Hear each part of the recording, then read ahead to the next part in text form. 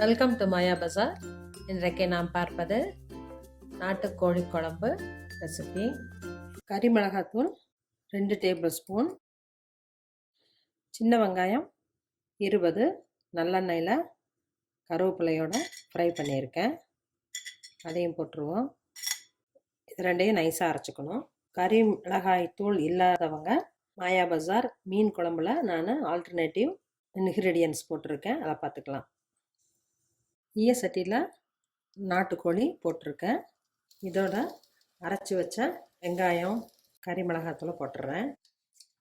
அரிசி கழுவுன தண்ணி கூட இதில் சேர்த்திக்கலாம்.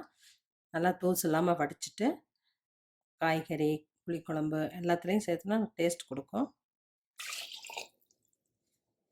மஞ்சள் தூள் 1/4 டீஸ்பூன், கல்லுப்பு தேவையான அளவு, தேங்காய் பல்லாக போட்டிருக்கேன் 2 டேபிள் ஸ்பூன், நல்லெண்ணெய் 2 டீஸ்பூன்.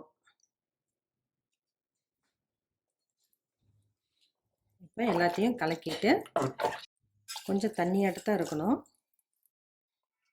இதுக்கு பேர் தண்ணி குழம்பு. இந்த கன்சிஸ்டன்சி போதும். மூடி போட்டு ஓப்பன் பண்ணாமல் 20 நிமிஷம் மீடியம் ஃப்ளேம்லேயே வேகட்டும். குக்கரில் போடணும் அப்படின்னு நினைக்கிறவங்க குக்கரில் போட்டு வெயிட் போட்டு ஒரு சத்தம் வந்தோன்னா ஆஃப் பண்ணிடலாம்.